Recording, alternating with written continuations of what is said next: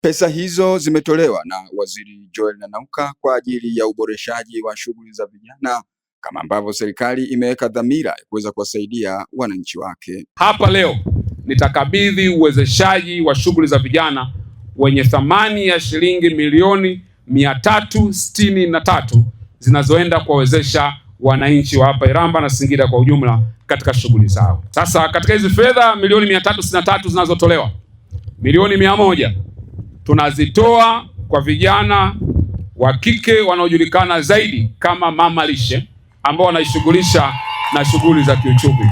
Mama lishe mpo?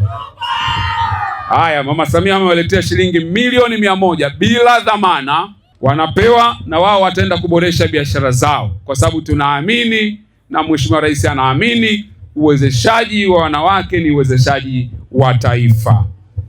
Katika uwezeshaji huo, makamu mwenyekiti wa kamati ya kudumu ya Bunge Dr. Regina Malima amesema kuwa baada ya kuona mazingira ya vijana hao, viongozi wawasaidie wapate ardhi, huku mkuu wa wilaya ya Iramba amesema ya kuwa viwanda vipo zaidi ya 400 na vimeajiri vijana wengi. Tumeona kabisa vijana wanafanya kazi kubwa sana.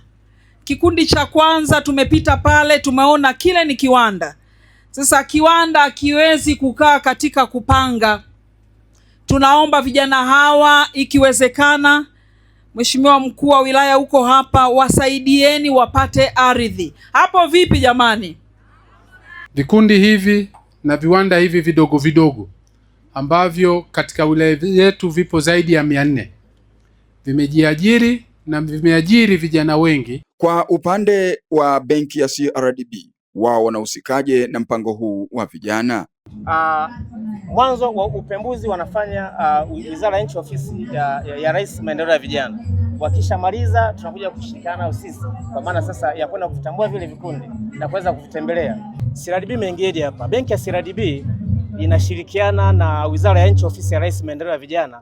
Mnaweza mkakumbuka Mheshimiwa Rais aliweza kuzindua mfuko wa maendeleo ya vijana ambao serikali imetenga jumla ya shilingi bilioni 200, na benki ya CRDB ndio ilikaimishwa hilo jukumu la kuwafikia vijana, kuwatambua, kuwapembua, lakini pamoja na kuwapa mafunzo. Kundi la mama lishe wamepokeaje mikopo hiyo katika uwezeshaji na kuboresha biashara zao? Malishe tunapenda tumwahidi kwamba ile hela itaenda kutunyanyua sisi pamoja na vijana wenzetu ambao wamenufaika na ambao hawajanufaika.